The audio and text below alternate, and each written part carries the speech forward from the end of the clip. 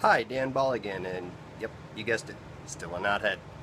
So, got another quick tip for you today, and this time it wasn't because I screwed up. How about that?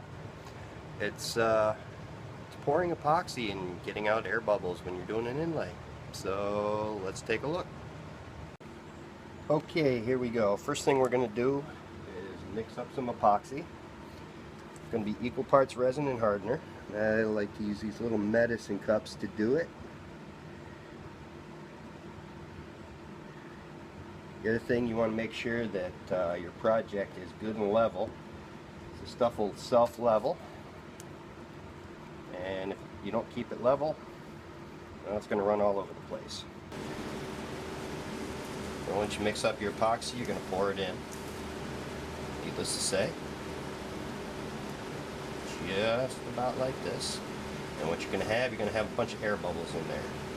Now, I've seen people use blow torches, I've seen people use heat guns to get the bubbles to rise to the surface and come out. And they do use a heat gun. They say to keep it moving. But here's what I do. I just hold my heat gun above the epoxy, flip it on, flip it off, on, off. Just kind of pulse it on and off, and that seems to work for me. I think a lot of it is just air movement. Of course, that's just my own speculation.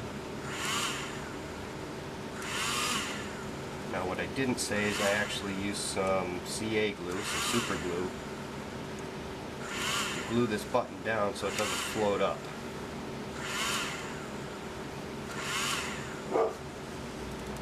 And just like that, pretty happy with that. Put the heat gun down, let it cool off a little.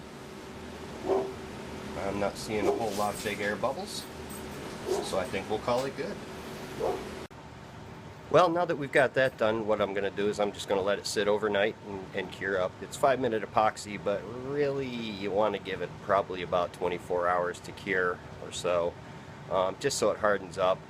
What I didn't mention is, you want to pour a little proud of the surface of the project so that you can plane and or scrape it back or sand it back if you're inclined to sand rather than plane or scrape, so that you end up with a flush epoxy inlay. So that's what you got to do, and you're going to be left with a bit of a hazy surface in the epoxy, and we'll tackle how to handle that on the build video for this project, which is coming up soon. These are just about done, ready to go, and once they are, I'll be putting out a couple of videos for them, and I hope you take time to check it out and like, subscribe, share, all that good stuff, and I'll see you next time. Thanks for watching.